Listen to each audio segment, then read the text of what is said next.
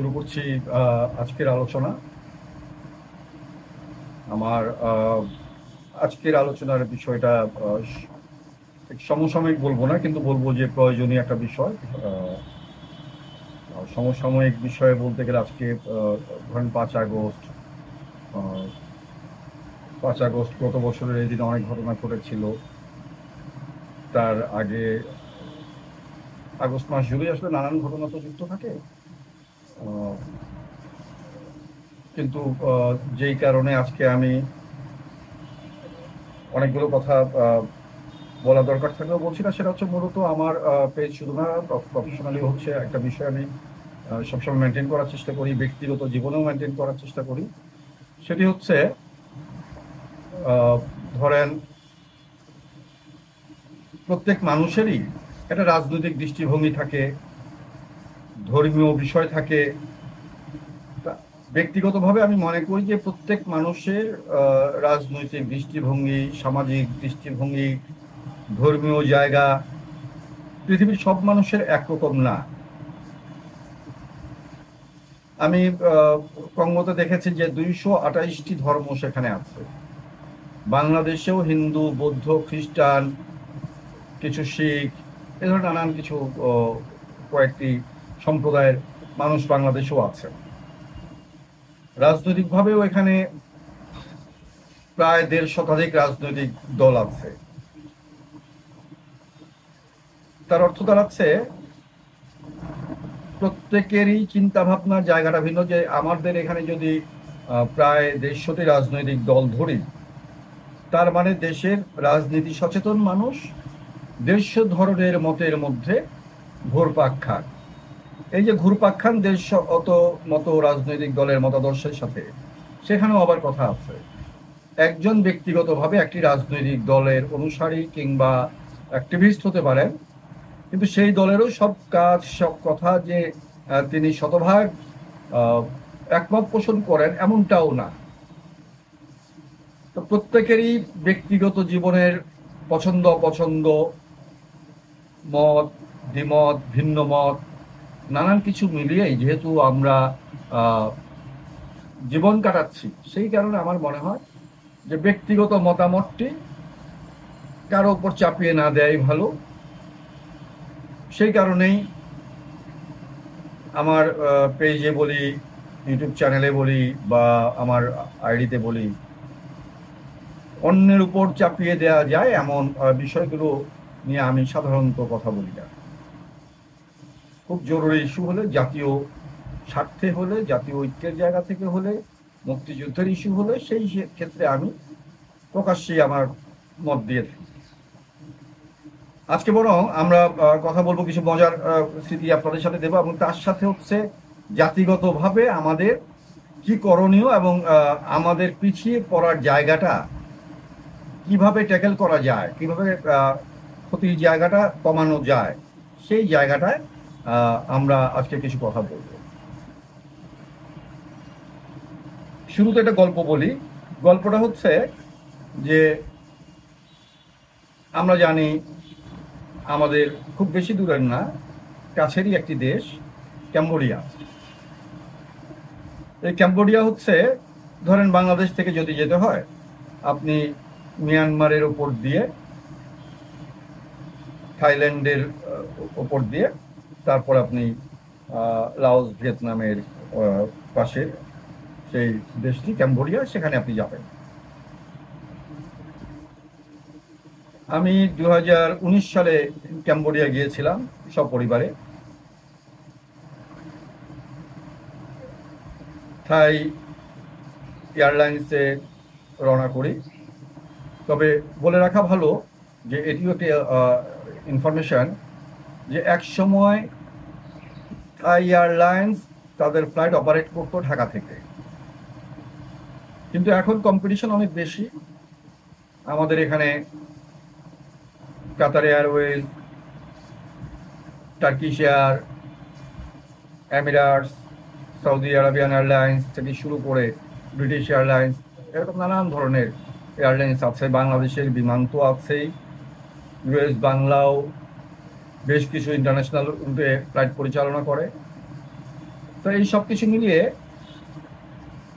যাত্রী সংকট থেকে শুরু করে আরো কিছু বিষয় নিয়ে থাই এয়ারলাইন্স সরাসরি বাংলাদেশ থেকে তাদের ফ্লাইট পরিচালনা করে না। তারা যেটি করে, থাই এয়ারলাইন্সে আপনি টিকিট কাটবেন, দেখবেন যে ব্যাংকক এয়ারলাইন্সের একটি ফ্লাইট আপনাকে নিয়ে যাচ্ছে, থাই এয়ারের সিস্টার কনসার্ন। তা আমি যখন ক্যাম্বোডিয়া যাই, থাই এয়ারের টিকিট কাটি। তা আমাদের 2 ঘন্টার জার্নি, তারপরে ব্যাংককে গিয়ে পৌঁছাই। ওখানে ট্রানজিট ছিল প্রায় 4 ঘন্টা। সেখান থেকে আমরা ব্যাংকক থেকে নমপেন, এটি আমাদেরকে নিয়ে যাওয়া হয় থাই এয়ারে করে। তখন আর ব্যাংকক এয়ার ছিল না, থাই এয়ারে আমরা গেলাম নমপেন গিয়ে পৌঁছালাম। তো নমপেনে আমাদের আগে থেকেই হোটেল বুকিং দেওয়া ছিল নমপেন শহরেই। তো সেখানে হচ্ছে আমরা উঠলাম। সেই জায়গাটা খুব যে পছন্দনীয় ছিল এমন না, এটা অনেকটা রিসোর্ট টাইপের একটা জায়গা। তো যাই হোক, আমরা সেখানে ভোরবেলা যে তো পৌঁছালাম। এটি ছিল আমার যতদূর মনে পড়ে, আমরা রাত 2টার ফ্লাইটে ঢাকা থেকে যাই, 4টায় গিয়ে পৌঁছাই ব্যাংকক, বাংলাদেশ সময় 4টা। পরবর্তী সময় আবার ব্যাংককের স্থানীয় সময় সকাল 6:30টার দিকে আমরা থাই এয়ারে রওনা হই নমপেনের উদ্দেশ্যে। আমরা যখন গিয়ে পৌঁছাই তখন প্রায় 9টা বা 10টা বাজে নমপেনের স্থানীয় সময়।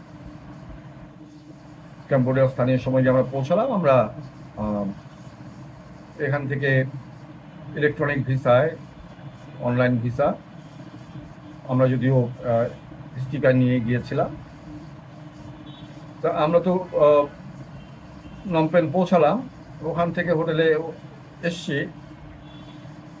তো হোটেলে যাওয়ার পরে ওখানে আমাদেরই পরিচিত একজন শানু ভাই বলি আমরা। তো শানু ভাইয়ের সাথে উনি পরিবেশ জলবায়ু নিয়ে কাজ করেন। ততদিনে উনি প্রায় 25 বছরেরও বেশি সময় ক্যাম্বোডিয়ায় ছিলেন, সেখানেই ওষুধ গেড়েছেন। ওনার 2টো মেয়েও আছে। তো শানু ভাইয়ের সাথে যোগাযোগ করলাম আমরা হোটেলে পৌঁছানোর পর। তো শানু ভাই জানালেন যে উনি সেই সময় নমপেনে নেই, উনি আছেন আরেকটি জায়গায়। উনি ওনার ফ্যামিলি নিয়ে ঘুরতে গিয়েছেন। সেটি হচ্ছে সিয়াম রিপ বলে একটা জায়গা। এটা নমপেন থেকে যেতে 5 ঘন্টার মতো লাগে সড়ক পথে।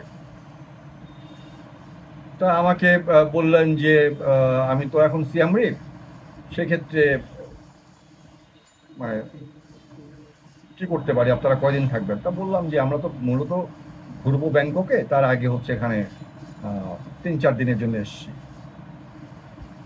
তো পরে উনি বললেন যে আমি তো আরো 2 দিন এখানে থাকবো, সেক্ষেত্রে আমাদের দেখা হওয়ার সম্ভাবনাটা খুব কম, কি করা যেতে পারে? তবে নমপেনে কি আপনাদের অন্য কোনো কাজ আছে? তা বললাম যে না, এটা নমপেনে একেবারেই হচ্ছে বেড়াতে এসেছি, নতুন একটা দেশ, এবং বাংলাদেশিদের জন্য আসলে এটা আনকমন একটা দেশ ঘোরাঘুরির জন্য। আমাদের ওদিক থেকে এদিকে মূলত থাইল্যান্ড, মালয়েশিয়া, সিঙ্গাপুর, এদিকটাতে ঘুরতে আসে লোকজন। আর একটু দূরে গেলে ইন্দোনেশিয়া আর ভিয়েতনাম, লাওস, ক্যাম্বোডিয়া, এগুলোতে বাঙালিরা ঘুরতে একটু কমই যায়। ব্যবসায়িক কারণে হয়তো কেউ কেউ যান বা চাকরি সুবাদে যান।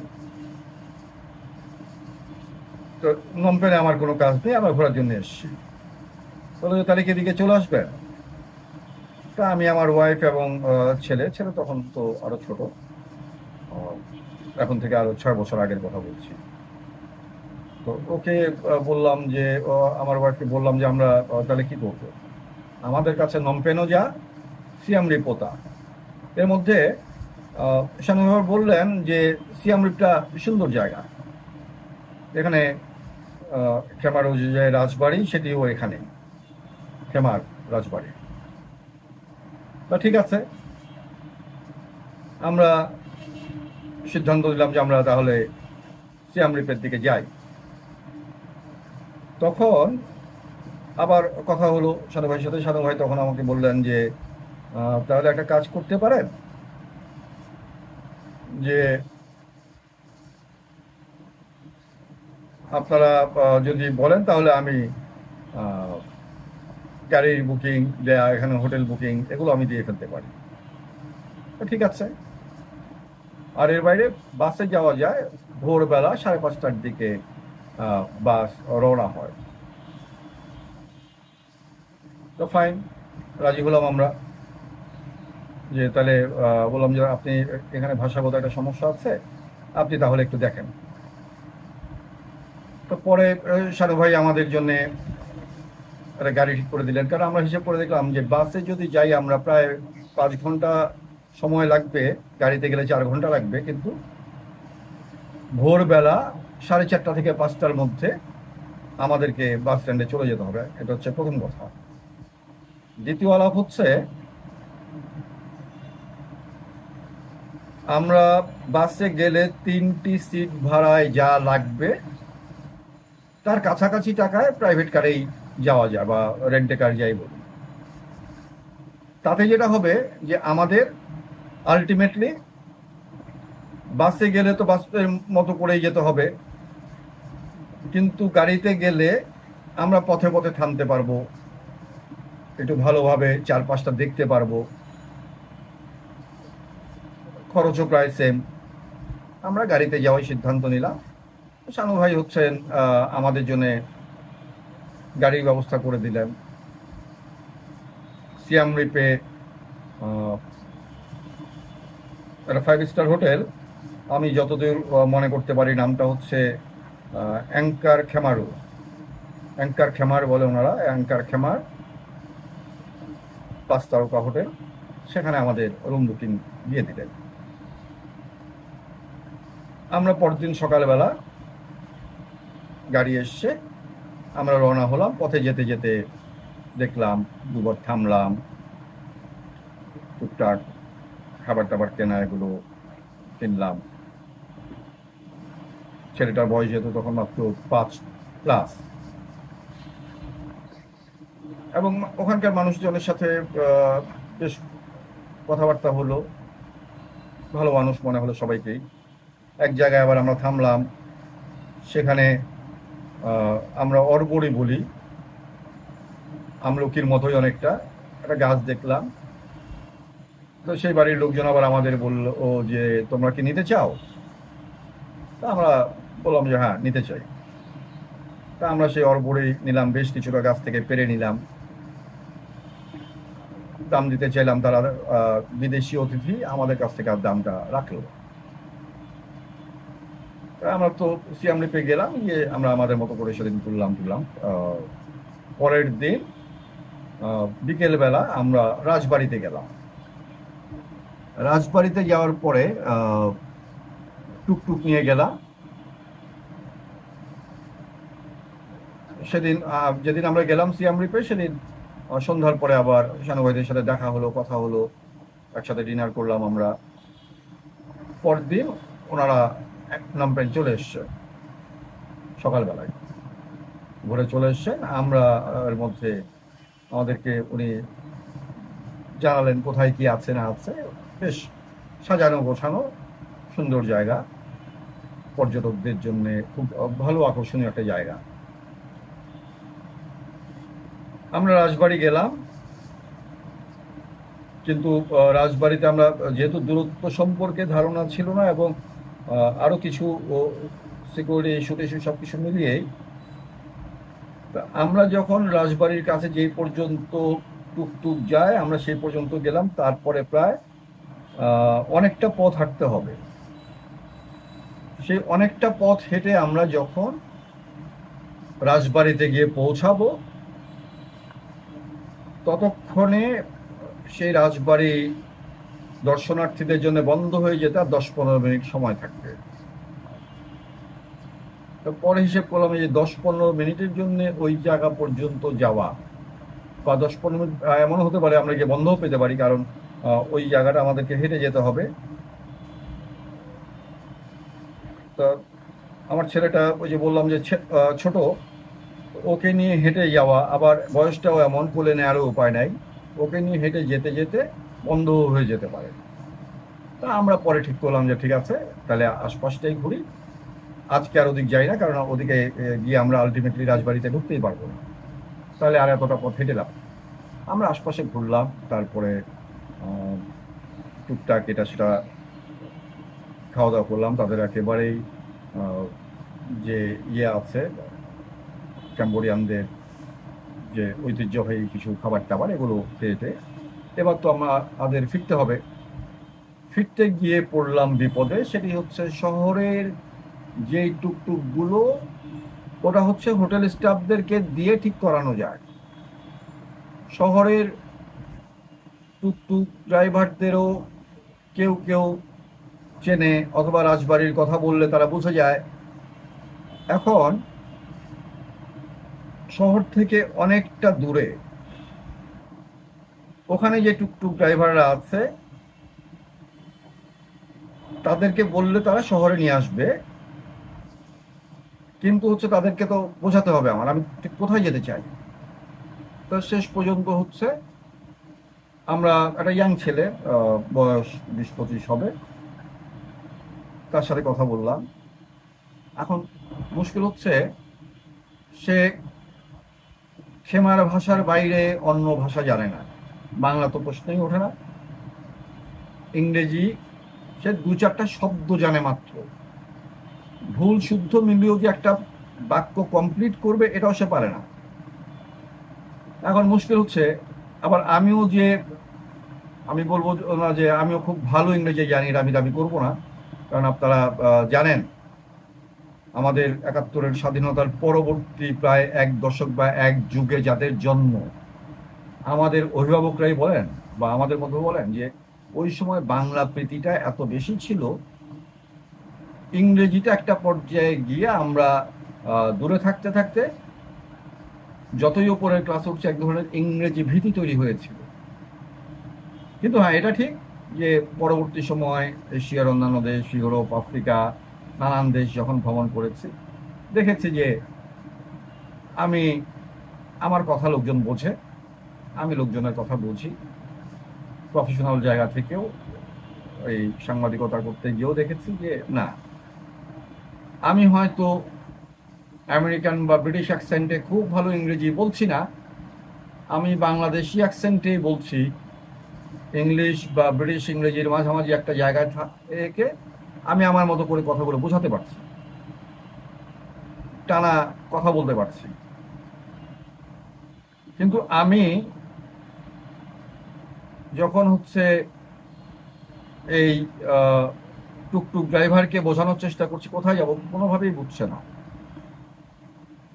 তখন আমার কাছে মনে হলো যে আজ থেকে প্রায় 20-21 বছর আগে আফ্রিকায় যখন প্রথম যাই, তখন হচ্ছে বাংলা, ইংরেজি, কিছু ফ্রেঞ্চ শব্দ, কিছু সোহালিজ শব্দ, একই সাথে চোখের এক্সপ্রেশন এবং হাত হাত নেড়ে এদিক ওদিক নানানভাবে হচ্ছে বুঝিয়ে টুঝিয়ে কাজ চালাতে পারতাম। আফ্রিকানদেরকে যেহেতু বোঝাতে পেরেছি আজ থেকে 20 বছর আগে, তাহলে হচ্ছে এই ছেলেকেও বোঝাতে পারবো।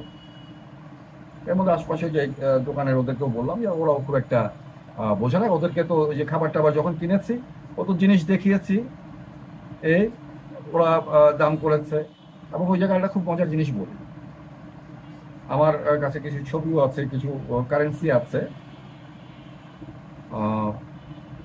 আমি সেই জায়গা থেকে একটু আপনাদের বলি।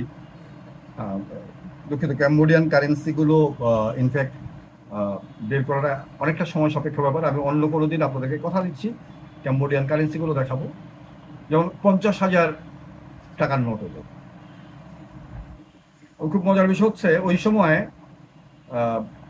ভাবতেও একটু বেশ মজা পাচ্ছি যে প্রায় প্রতিদিনই কয়েক লক্ষ টাকা খরচ করেছি। ওই যে বললাম যে 1,000 টাকা পর্যন্ত ওদের কয়েন, 1000-এর উপর হচ্ছে নোট। তো সেই জায়গা থেকে হচ্ছে আমরা ওকে এবার ফাইনালি বলছি যে, ও এক পর্যায়ে বুঝলো যে আমরা হোটেলে যেতে চাই। হোটেলের নামটা সে লোকেট করতে পারলো, এরিয়াটাও তাকে হাত দিয়ে নানানভাবে ইশারা করে দেখালাম যে ওখানে এই ধরনের একটা মন্দির আছে, আহ, এভাবে বোঝালাম। কারণ মন্দির, টেম্পল কোনো কিছুই তাকে বোঝাতে পারছিলাম না। তা বোঝালাম যে এরকম একটা ইয়ে আছে যেখানে হচ্ছে মানুষজন গিয়ে এরকম পুজো করে। এইভাবে নানানভাবে তাকে এলাকাটা বোঝালাম। পরে সে আহ, হোটেলের নামটা নিজেও বলল। তখন বুঝলাম যে আসলে বেশ কিছুক্ষণ ধরে সে যে নামটা বলছে আমরা ওই নামটাই বলছি, উচ্চারণগত কারণে আমরা তার নামটা বুঝতে পারছি না। আচ্ছা, এবার ঠিক হলো, ভাড়া কত? সে প্রথমে বলছে যে তার ভাষাতেই বলল যে $7, $7 বললো। তো $7 বললো, আমি 7 তো আর ও ওর ভাষায় বলেছে বুঝি নাই। তো পরে হচ্ছে সে ডলার বের করলো আবার, যেহেতু পর্যটকদের আনাগোনা আছে, তারা ডলারেও ভাড়া নেয়। পরে সে গুনে গুনে এরকম $7 বের করে দেখালো যে এত টাকা দিতে হবে। খুব ভালো। $7 মানে হচ্ছে প্রায় 50,000 টাকার মতো ওদের। আমরা গিয়েছি $4। ও চাচ্ছে $7, $3 বেশি। আর টুরিস্ট এরিয়াগুলোতে তো আপনাদের জানাই আছে, এইভাবে রিক্সা বলেন, টুকটুক বলেন, রেন্টে গাড়ি বলেন, সব কিছুতেই অতিরিক্ত ভাড়া দাবি করে বিদেশি দেখলে। এরা বাংলাদেশ করে, সব জায়গাতেই তাই করে, দু একটা ব্যতিক্রম ছাড়া। কারণ আমি বার্লিন শহরেও দেখেছি, আমার 2 ইউরোর ভাড়া 5 ইউরো নিয়ে নিয়েছে একজন কুর্দি ড্রাইভার। কুর্দিরা খুব খারাপ, জাতিগতভাবে খুব খারাপ। কারণ আমি যতগুলো কুর্দি দেখেছি, আমি ওর মধ্যে একটাও ভালো মানুষ পাইনি। বেশ কয়েকটা দেশের কথাই আমি বলছি, শুধু বার্লিনে তা না।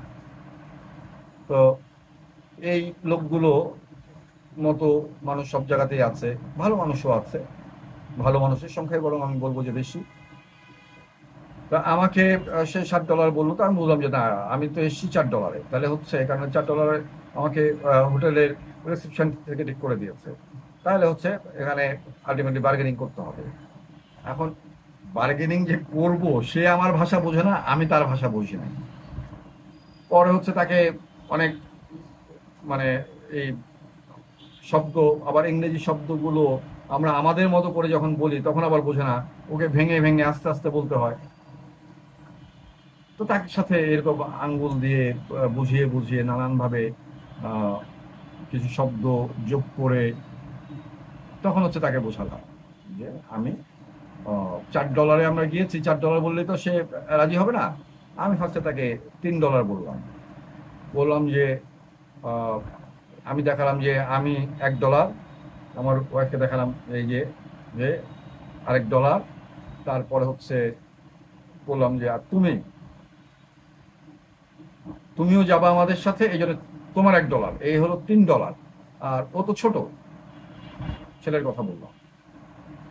তো আমি যখন তাকে বলছি যে এই আমরা 2জন আর তুমি একজন, 3জন, এই 3জনের জন্য $3 দেব, তখন সে খুব মজা পেল। এরপর হচ্ছে তার সাথে প্রায় 5-7 মিনিট ধরে বেশ মজা হলো এগুলো নিয়ে। না না, নো নো নো, আবার ইয়েস ইয়েস ইয়েস, এই ফ্রি, এই করিডোরে ফাইনালি সে বললো আচ্ছা $6, $5, নামতে নামতে $4 রফা হলো। আমরা আচ্ছা ঠিক আছে, যখন $4 সে রাজি বললো, আচ্ছা তাহলে ঠিক আছে, এবার রাজি হওয়া যায়, কারণ আমরা $4 এসছি। তারপর আমরা ফিরলাম। এই জায়গা থেকে আমি এবার আপনাদেরকে কাজের কথায় আসছি। একটা শিক্ষা নেওয়ার জায়গা আছে। শিক্ষাটা কি? শিক্ষাটা হচ্ছে, আমি পেশাগত জীবনে দেখেছি ইংরেজি ভাষাটা না জানলে কি হয়? আমাদের অনেক ভালো ভালো সাংবাদিক বন্ধুকে দেখেছি অনেকটা পিছিয়ে গেছে ইংরেজি না জানার কারণে। এটা এক নম্বর বিষয়। রাষ্ট্রীয় ভাবে যদি বলি, আমরা যখন বৈদেশিক বাণিজ্যের ক্ষেত্রে বা বিদেশিদের সাথে কোনো অন্য কোনো ইস্যুতে কোনো চুক্তির জায়গায় যাই, আমাদের দুইটা সমস্যা হয়। দুটা সমস্যা কি? আমাদের প্রথম সমস্যা হচ্ছে, আমাদের যারা এই কাজগুলো করেন, বিশেষত সরকারি কর্মকর্তারা, তারা ঠিকমতো হোমওয়ার্কটা করেন না। এটা একটা সমস্যা। আমি রিলেটেড শুধু যে বিষয়ে আমি চুক্তিতে যাব সেই বিষয় না, ওই বিষয় রিলেটেড আরো অনেকগুলো বিষয় আমাকে হোমওয়ার্ক করতে হবে। আমরা এই কাজটা করি না। এটা প্রথম কাজ কথা। দ্বিতীয়ত, আমাদের যেটা হয়, আমাদের এই আমলারা, আমি সবার জন্য বলছি না, তবে অধিকাংশই, তবে এখন দিন পাল্টেছে, জুনিয়র আস্তে আস্তে সিনিয়র হচ্ছে, কিন্তু যারা অনেক সিনিয়র যারা, এদের একটা বড় অংশ ইংরেজিতে দুর্বলতার কারণে ঠিক মতো কমিউনিকেট করতে পারেন না। ডিপ্লোমেসির জায়গাটায় ওখানেও অনেকটা পিছিয়ে যান। একে হোমওয়ার্ক নাই, হিস্ট্রি জানা নাই, পলিটিক্সটা মাথায় নাই, লোকাল এবং ইন্টারন্যাশনাল পলিটিক্সটা। আমি দেশের অভ্যন্তরীণ রাজনীতির কথা বলছি না, যে আওয়ামী লীগ, বিএনপি, জাতীয় পার্টি, জামাত, সিপিবি, বাসদ ইত্যাদি ইত্যাদি, আমি এগুলি বলছি না। আমি বলছি যে ভূ রাজনৈতিক জায়গা, আঞ্চলিক রাজনীতি, ফরেন পলিসির জায়গায় যেই রাজনীতিগুলো কাজ করে, এবং আমি যার সাথে যাচ্ছি তার এবং তার আশপাশের রাজনীতি, এই হোমওয়ার্কগুলো আপনি কোনো বাণিজ্যিক বা অর্থনৈতিক যে কোনো টাইপেরই কোনো চুক্তিতে যান, সাংস্কৃতিক চুক্তি যেখানেই যান, আপনার এই হোমওয়ার্কটা জরুরি। আমরা এই হোমওয়ার্কটা করি না, এক নম্বর।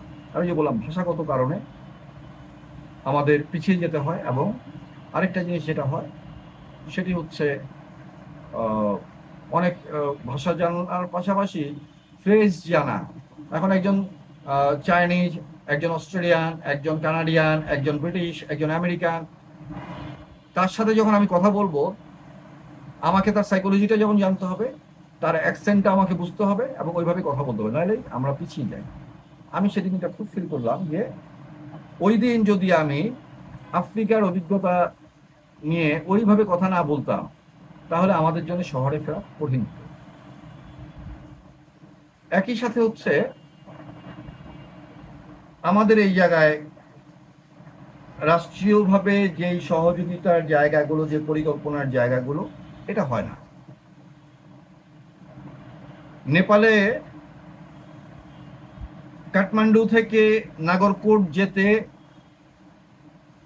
পথে থেমেছে। একদম প্রথম যখন নেপালে যাই, 2014 সালের কথা বলছি, আমাদের একটা টিম ছিলাম আমরা, প্রায় 18 জন। আমরা পথে একটা যে খুব সুন্দর জায়গা দেখলাম, পাশে একটা মাচার মতো জায়গা আছে, টাওয়ার মতো জায়গা, লোকজন টুরিস্টরা আসা যাওয়ার পথে, নিচে চায়ের দোকান টোকান আছে কিছু, ওখানে টাওয়ারের উপর উঠে যাতে আশপাশটা দেখতে পারে, এই জন্যে ওখানে একটা টাওয়ার করা, দোতলা বা তিনতলা সমান জায়গা রাস্তার পাশে। ওখানে কিছু লোকের সাথে কথা হলো। এদের অফিসিয়ালি আপনি নিরক্ষর বলতে পারেন। পাহাড়ে থাকে, ছোট ছোট ঘর করে থাকে তারা পাহাড়ের ভিতরে, রাস্তার পাশে কারো কারো দোকানপাট আছে, এবং এই দোকানগুলো অনেক দূরে দূরে। তো ওদের সাথে প্রায় 7-8 জনের সাথে কথা হলো। তারা একটা কথা বললো যেটা খুব অদ্ভুত লাগলো, এবং মনে হলো নেপালের মতো একটি দেশের সরকারও ব্যাপারটা কিভাবে ভেবেছে। যেহেতু তাদের আয়ের বড় উৎস হচ্ছে হিমালয়, এভারেস্ট আর ট্যুরিজম, তারা এই জায়গাটা মাথায় নিয়ে হচ্ছে যে কাজটা করেছে সেটা হচ্ছে এই ট্যুরিস্টরা যখন যাবে, যাওয়ার পথে এই ধরনের যে জায়গাগুলো আছে যেখানে ট্যুরিস্টরা থামতে পারে, ওই রকম জায়গাগুলোতে রাস্তার দুপাশের বাড়িঘরগুলোতে, ওখানে আশপাশে স্কুলও নয়, স্কুল অনেক দূরে, যাদের বাচ্চা কাচ্চা স্কুলে পড়ে তারা এই কাছাকাছি কোথাও চলে যায় বা বাচ্চাকে পাঠিয়ে দেয়, এই লোকগুলোকে যারা স্কুলে পড়েনি, 40, 50, 60 বছর বয়সী বা ইয়াংও আছে, এদেরকে ইংরেজি ভাষাটা শেখাচ্ছে। ইংরেজি ভাষাটা শেখাচ্ছে এই কারণেই যে ট্যুরিস্টরা যে যাবে তারা তো নেপালের ভাষা বা ওখানের কোনো আঞ্চলিক ভাষা থাকলে সেই ভাষাটা জানে না, 99%ই জানবে না, এটাই স্বাভাবিক। সেই ক্ষেত্রে এই যে একটা দোকানে আমি নামলাম, নেমে এক কাপ চা খেলাম, এক প্যাকেট বিস্কিট কিনলাম, বা সাথে যদি আরো কিছু কেনার দরকার হয়, এবং আমি যদি পথের কোনো ইনফরমেশন চাই, এটা যাতে দিতে পারে, এই কারণে নেপালের ট্যুরিজম মিনিস্ট্রি তারা হচ্ছে রাস্তার দুপাশের মানুষদের এই ল্যাঙ্গুয়েজটা শিখিয়েছে, ইন্টারন্যাশনাল ল্যাঙ্গুয়েজ। আমরা এটা করছি না। আমাদের কক্সবাজার, কুয়াকাটা, সুন্দরবন, শ্রীমঙ্গল অথবা বরেন্দ্র এলাকা, যাই বলি না কেন, কোথাও আমরা ট্যুরিজমকে আকৃষ্ট করার মতো আমরা কিন্তু কিছু করছি না। তো সেই জায়গা থেকে হচ্ছে আমাদের এই জায়গাটা আসলে ভাবনার জায়গা আছে যে আমাদের আসলে ভাষাগত দক্ষতা অর্জনের কোনো বিকল্প নাই। বিশেষ করে এক বিশ্ব ব্যবস্থার কথা যখন আমরা বলি, তো গেল এটা। এর বাইরে এবার আসি যে এক ধরনের বিষয় তো এটা গেল, এই ভাষা নিয়ে আফ্রিকার অভিজ্ঞতা বলেছি যে ওখানে গিয়ে এই ধরনের সমস্যায় পড়েছি। আরেকটা মজার গল্প বলি। 2004 সালের কথা, দুবাইয়ের ঘটনা এটি। ওনাদের যে প্রাইম মিনিস্টার মাকদুম, পুরো নামটা আমার এই মুহূর্তে মনে পড়ছে না, তার আমন্ত্রণে দুবাইতে গেলাম। এটা মিডিয়া টিম ছিল। এই মিডিয়া টিমটা হচ্ছে ওখানে ছিল, আমি চ্যানেল আই থেকে গিয়েছিলাম, আমার সাথে আলী নামে একজন ক্যামেরা পার্সন ছিলেন, এখন ইটিভিতে কাজ করেন।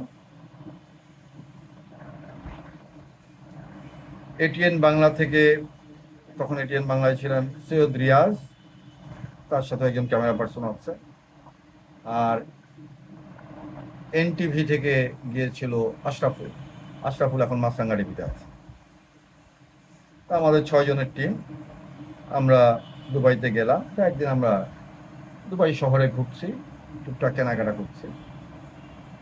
তো এর মধ্যে একটা দোকানে গিয়ে আমরা টুকটাক এটা সেটা কেনাকাটা করলাম, যে যার পছন্দ মতো করে কাউন্টারে আসলাম। এরপরে হচ্ছে এবার আমরা নেব, কিন্তু আমাদের সাথে একজন ক্যামেরা পার্সন এটিএন বাংলার, সে হচ্ছে যখন তার জিনিসগুলো, পছন্দের জিনিসগুলো কিনবে, দোকান মালিক বলছে আমি তোমার কাছে বিক্রি করব না।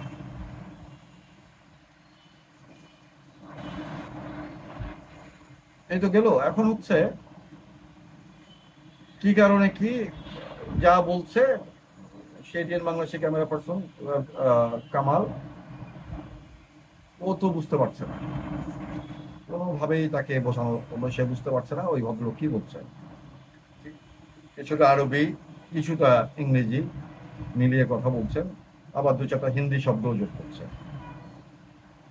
পরে আমরা এগিয়ে এসেছি যে কি ব্যাপার, কি হলো। তখন দোকান মালিক বলছেন ও খুব খারাপ মানুষ, তোমাদের এই বন্ধু খুব খারাপ, ওর কাছে আমি জিনিস বিক্রি করব না। তা আমাদের তো কাজ হয়ে গেছে, আমরা দোকানের সামনে তার জন্য অপেক্ষা করছি। আমরা তখন এবার ভিতরে ঢুকলাম, কাউন্টারের কাছে গেলাম, বলছি যে কেন ও খারাপ তুমি জানলা কি করে? আমরা দোকানে এসছি, যে যার মতো করে জিনিস পছন্দ করলাম, আমরা তো বাকি 5 জন টাকা শোধ করে চলে গেলাম, কিন্তু তুমি ওকে প্রথমে দাঁড় করিয়ে রাখলে, পরে এখন হচ্ছে বলছো বিক্রি করবে না কেন? আর ও খারাপ তুমি জানো কি করে? ও কি করেছে এই জায়গায়? তোমাকে না বলে লুকিয়ে কিছু নিয়ে গেছে, মানে ইনডাইরেক্টলি চুরির বিষয়টা বললাম। কারণ আমরা জানি মানে আমাদের কোনো সহকর্মী, আমাদের পেশার মানুষ, আমরা একসাথে আছি, অনেক দিনের পরিচয়, সে খারাপ মানুষ না, সেটা করে। ও খুব সহজ সরল নিরীহ টাইপের এটা লোক। তো তুমি কি মনে করছো যে ও কিছু লুকিয়ে তার পকেটে বা সাইড ব্যাগে কিছু নিয়েছে? বলো, আমরা দরকার হয় দেখাবো। আমরা আহ, আমাদের সেই সহকর্মীর সাথে কথা না বলেই বলে দিলাম, কারণ আমরা এইটুকু বিশ্বাস আছে যে সে খারাপ মানুষ না। তাকে যখন বললাম, পরে বলছে না, ও খারাপ মানুষ, আমি বুঝতে পেরেছি, ওর 4 বিবি। কামাল, কাহিনী কি? আপনার 4 বউ নাকি? তখন সে ব্যাপারটা বললো যে আচ্ছা, এই কারণে তাকে কাছে বিক্রি করছে না জিনিস। তো বলছে যে বস বিশ্বাস করেন, আমার একটাই বউ, এবং সেটাও বাপ মায়ের পছন্দে বিয়ে করা বউ। আজকে আমার ছেলের বয়সও 14-15 বছর হয়ে গেছে। 4 বউ, 1 বউ পালতে পারি না, আর 4 বউ। তো পরে হচ্ছে আমরা বললাম যে ওর 4 বউ তুমি জানো কি করে? আমরা তো জানি, আমরা দেশে একসাথে থাকি, একসাথে কাজ করি, আমরা জানি ওর একটাই বউ, ওর 4 বউ এটা তুমি কি করে জানো? তখন সে দোকান মালিক ওর হাত দেখাচ্ছে যে এই দেখো, ওর হাতে 4টা আংটি। তো আকি গোমেদ এরকম নানান টাইপের আমাদের এখানে অনেকে আছে না, রূপা বা সোনার ইয়ের মধ্যে করে আংটি পরে শারীরিক কারণে, কেউ পীরের বলা কথায়, কেউ কবিরাজের কথায়, কেউ শখ করে এই যে আংটি পরে, তার হাতে হচ্ছে তার 4টা আংটি, সম্ভবত সাদা, কালো, হালকা সবুজ, এরকম কি কি কালারের যেন 4টা পাথরের আংটি। তখন হচ্ছে ওই দোকান মালিক বলছে ওর হাতে 4টা আঙ্গুল মানে ওর 4টা বউ, 4টা বিবি। বললাম যে হাতে 4 আংটি থাকলে 4 বিবি? বলছে হ্যাঁ, বিয়ের সময় আংটি পরা হয়। ও তখন আবার তার হাত দেখাচ্ছে, এই যে দেখো, আমার হাতে একটা আংটি, একটা রিং, তার মানে আমার 1 বিবি। যার হাতে যতটা রিং থাকবে তার তত বিবি। তোমাদের এই বন্ধু, তার 4 বিবি। ওকে বোঝাতেই পারি না। এর মধ্যে আশরাফুল তার প্রথম সন্তানটা তখনও হয়নি, সে বাচ্চার জন্য টুকটাক কিছু জিনিস কিনেছে। পরে আশরাফুল তার হাত দেখাচ্ছে যে দেখো তো আমার হাতে কয়টা আংটি? বলছে একটাও নাই। বলছে তাহলে আমার কি বিবি নাই? না, নাই। বিবি থাকলে তো তুমি আংটি পরতে, বিয়ের সময়টা আংটি পরতে না। তোমার আংটি নাই মানে তুমি বিয়ে করো না। আরে বাবা, কি বিপদ! আংটি পরলেও বিপদ, না পড়লেই বিপদ। তখন আশরাফুল বলছে যে এই যে দেখো, আমি আমার বাচ্চার জন্যে জিনিসপত্র কিনলাম, তোমার এখান থেকেও কিছু জিনিস দিলাম, আমার এখনো বাচ্চার জন্ম হয় নাই, বাচ্চা জন্ম হবে, আমার ওয়াইফ প্রেগনেন্ট। অনেক কষ্ট করে তাকে বোঝালাম যে আমাদের দেশে রিং পরার সাথে বিয়ের কোনো সম্পর্ক নাই। তো এখন বিষয়টা কি দাঁড়ালো? বিষয়টা দাঁড়ালো ভাষাগত জটিলতা। আমরা দুবাইতে যাওয়ার আগে ওখানকার প্রচলিত বা কেনাকাটা করা বা কাজ চালানো 2-4টা শব্দ চাইলে কিন্তু শিখে নিতেই পারতাম। এটা তো 1 নম্বর বিষয়। আর আমাদের যে সহকর্মীটি এই বিপদে পড়লেন, দুবার সেই ভদ্রলোক কিন্তু মোটামুটি ইংরেজি জানেন, কিন্তু আমাদের সেই সহকর্মী যদি কাজ চালানোর মতো ইংরেজি জানতেন, তাকে কিন্তু ওই ভোগান্তিটার শিকার হতে হয় না, এবং এতগুলো কথা বলতে হয় না। সবচেয়ে বড় কথা হচ্ছে, একটা মানে নন ইস্যুকে ইস্যু করে এতটা সময় নষ্ট করা, বিশেষ করে যখন আমরা ঘুরতে যাই বা অফিসিয়াল কাজে যাই, তখন হচ্ছে এই জায়গায় সময়ের একটা বড় মূল্য আছে। কারণ আমাদের জন্য তখন এমিরেটসের হেড অফিসে কয়েকজন মানুষ অপেক্ষা করছে। অপেক্ষা করার কথা ছিল আগে থেকে, শিডিউল প্রোগ্রাম, যেহেতু আমরা দেশ ছেড়ে যাওয়ার আগেই এই শিডিউলটা আমরা জানতাম। কিন্তু ওই যে ঘড়ির কাঁটা ধরে চলার বিষয়টা, টেলিভিশনে কাজ করা মানুষজন যারা আছি আমরা আমরা চেষ্টা করি ঘড়ির কাঁটা ধরে চলার। সেদিন আমরা যেই সময়ে আমাদের পৌঁছানোর কথা ছিল আমরা সেই সময়টা মিস করেছি। আমরা গিয়ে দেখলাম যে আমরা প্রায় 15 মিনিট লেট। তার মানে আমরা ওই জায়গায় অপ্রয়োজনে 20 থেকে 25 মিনিট বা আধা ঘন্টা সময় নষ্ট করেছি। আমরা টাইমলি আসতে পারতাম। এবং সেদিন আমাদের সাথে কিন্তু কোনো গাইড ছিল না। এটা একটা বড় সমস্যা ছিল। একটা গাইড থাকলে এই ঝামেলাটা হতো না বা সময়টা আরো কম লাগতো, অথবা আমাদেরকে গিয়ে সরি বলতে হতো না, গাইডই বলতেন যে এই ধরনের ঝামেলা হয়ে গিয়েছিল। এরপরে যাই হোক, আমাদেরকে যখন জিজ্ঞেস করা হলো যে কোনো সমস্যা হয়েছে, যে পথে দেরি হলো, রাস্তা হারিয়ে ফেলেছিলে, তা আমরা বললাম এগুলো কিছু না, আসলে ভাষা এবং সংস্কৃতিগত জটিলতায় আমরা পড়েছিলাম।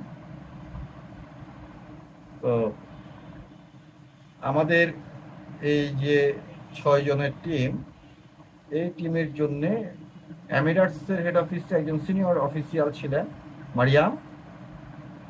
সে ছিল মানে লিয়াজো অফিসার। তো সে পরে সরি বললো যে না, তোমরা একটা সমস্যা পড়েছো, আমারই আসলে তোমাদের সাথে একজন ইন্টারপ্রেটার দিয়ে দেওয়া উচিত ছিল, আমি সরি।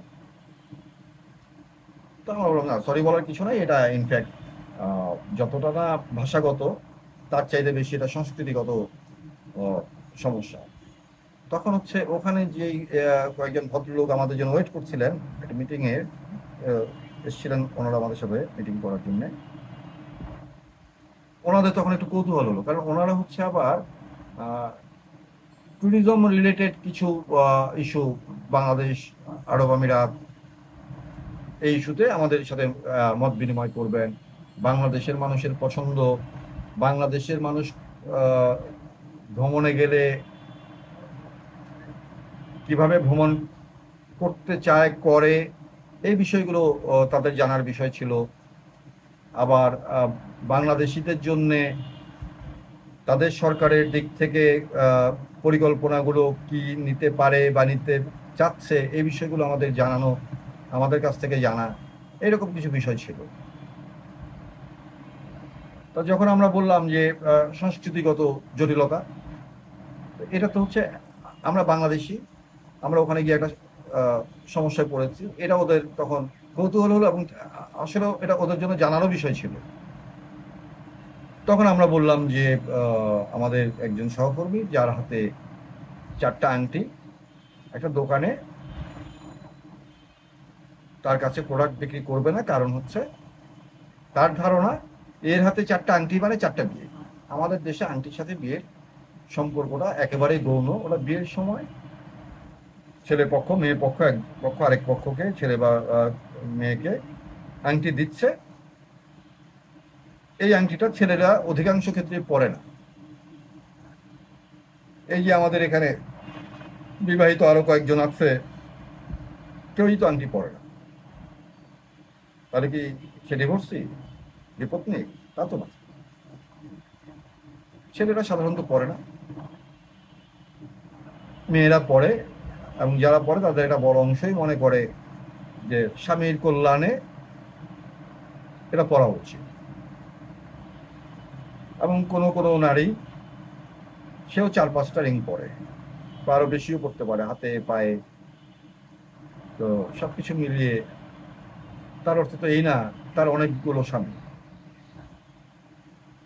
তখন হচ্ছে ব্যাপারটা তারা বুঝলো, এবং দেখলাম যে এটা, এই যে আমাদের সমস্যাটা, এটা তারা নোট নেবে। এখন হচ্ছে যে বললাম, আবার সেই পুরোনো কথায় ফিরে যাই, ভাষা। আমি আমাদের গভর্নমেন্ট অফিসিয়ালদের অনেককেই দেখেছি যারা ডিপ্লোমেসিতে প্রধানত ধরা খান হচ্ছে ভাষায় জড়িততার কারণে। বলতে দ্বিধা নেই, আমাদের আমলাদের ইংরেজি তো দূরের কথা, বাংলা ভাষায় দক্ষতাও খুবই নাজুক।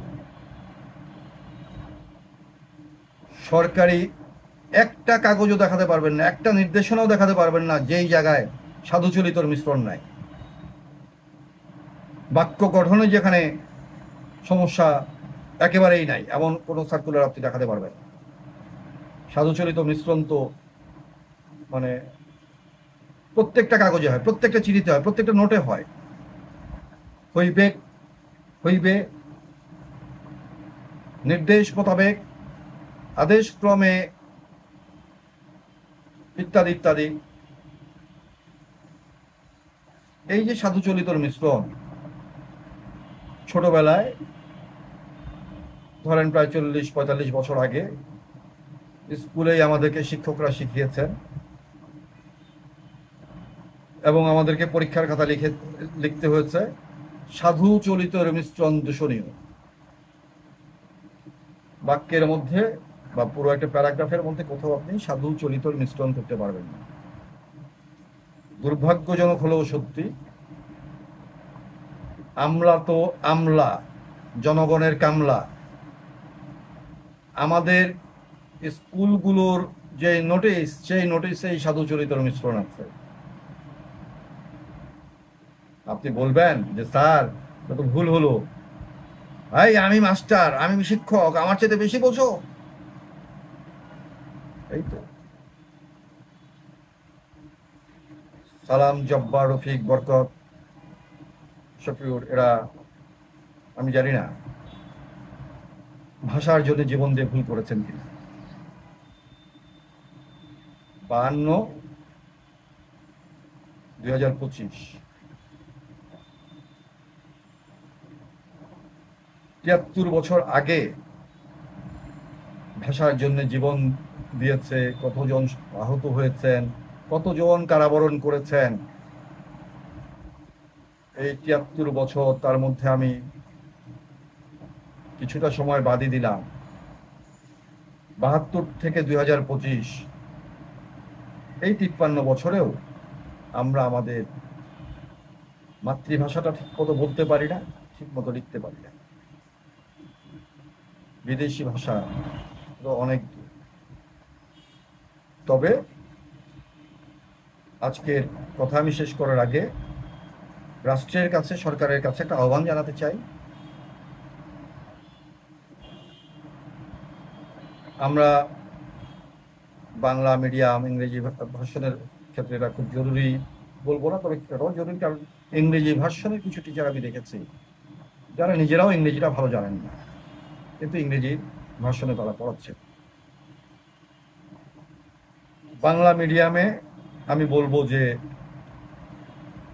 ল্যাঙ্গুয়েজ ক্লাসটা খুব জরুরি। ক্লাস 7 পর্যন্ত ইংলিশ ল্যাঙ্গুয়েজ ক্লাসটা বাধ্যতামূলক থাকতেই হবে। ক্লাস 8-এ গিয়ে সাথে আরেকটি ভাষা, সেই ভাষাটি হতে পারে স্প্যানিশ, হতে পারে পর্তুগিজ, হতে পারে ফ্রেঞ্চ, হতে পারে জার্মান। আবার অনেকে আছে পারিবারিক কারণে, যে ফ্যামিলির বাবা ভাই কেউ একজন হয়তো মধ্যপ্রাচ্যে আছে, একটা সময় সেও হয়তো যাবে, সেই ক্ষেত্রে আরবিটা রাখা যেতে পারে। সেই ক্ষেত্রে অন্তত মাথায় নেওয়া ফ্রেঞ্চ, স্প্যানিশ, পর্তুগিজ, জার্মান, আরবি, এই 5টা ভাষা ক্লাস 8-এ 1 বছরের একটা ল্যাঙ্গুয়েজ কোর্স বাধ্যতামূলক, যেটা হচ্ছে পরীক্ষাও থাকবে, এবং সেই পরীক্ষাটা হবে 3 মাস অন্তর। 5টা ভাষার যে কোনো একটা ভাষা তাকে শিখতেই হবে। আর শুক্র শনি বন্ধ করে তো আমরা একটা ক্ষতি এমনিতেই করে রেখেছি। আমাদের শুক্র শনি বন্ধ, আন্তর্জাতিক ভাবে রোববার বন্ধ। পাকিস্তানের মতো দেশও কিন্তু শুক্র শনিবার বন্ধ না, ওদেরও রোববার। সেই জায়গা থেকে এমনিতেই আমরা বিশ্বর কাছ থেকে 3 দিন পিছিয়ে থাকি। আমাদের সপ্তাহ 4 দিনের, ওদের সপ্তাহ 6 দিনের, 6 দিন, কারো কারো 5.5 দিন। ভাষাগত জায়গায় আমরা পিছিয়ে আছি। সেই জায়গা থেকে আমি বলবো যে আমাদের বন্ধটা একদিন করা যায় কিনা, অন্তত স্কুলগুলিতে। চাকরির ক্ষেত্রে বললে আবার বিপদ আছে। সরকারি কর্মকর্তা কর্মচারীরা এটা এনজয় করেন। বুধবার অথবা সোমবার যদি কোনো ছুটি থাকে, আবার সেই ক্ষেত্রে বৃহস্পতিবার রবি একসাথে যোগ করে নিয়ে 4 দিন ছুটি কাটান, ঈদের ছুটির চাইতে বড় ছুটি। ওনাদের আরাম আয়েশ। রাষ্ট্র তো আসলে জনগণের জন্য না, রাষ্ট্র হচ্ছে সরকারি চাকরিজীবীদের জন্য, পিয়ন থেকে সচিব। তো সেই জায়গা থেকে ওনারা হয়তো মানতে চাইবেন না। এখন তো অন্তর্বর্তীকালীন সরকার, জবাবদিহিতার জায়গা কম, ভোটের রাজনীতি নাই, জনগণের কাছে জবাবদিহিতার ইস্যু নাই, যেহেতু ভোট করবেন না। সেই ক্ষেত্রে হচ্ছে ওনারা কিন্তু চাইলে এটা করতে পারে যে ছুটিটা আবার সপ্তাহে ছুটি একদিন, আবার শুক্রবার করেন আর রোববার করেন, গেল এটা। সাথে হচ্ছে শিক্ষাক্ষেত্রে ক্লাস 7 পর্যন্ত ইংরেজি ল্যাঙ্গুয়েজ ক্লাস বাধ্যতামূলক। ক্লাস 8-এ গিয়ে ওই যে বললাম, আবারও বলছি, Spanish, French, German, Portuguese, Arabic, এই 5টার যে কোনো একটা ভাষা ক্লাস 8-এ বাধ্যতামূলক করা। এটা করলে আরেকটা সুবিধা আছে, আমরা এই দেশ চালাতে গিয়ে একটা বড় অংশ আসে আমাদের রেমিটেন্স থেকে। যারা রেমিটেন্স পাঠান তাদেরকে আমরা রেমিটেন্স যোদ্ধা বলি। আমাদের ভবিষ্যৎ রেমিটেন্স যোদ্ধাদের জন্য এটা খুব কাজে লাগবে। সেই বিবেচনায় আমাদের নিজেদের স্বার্থে আমার মনে হয় ভাষা দক্ষতার উপর আমাদের জোর দেওয়াটা খুব জরুরি।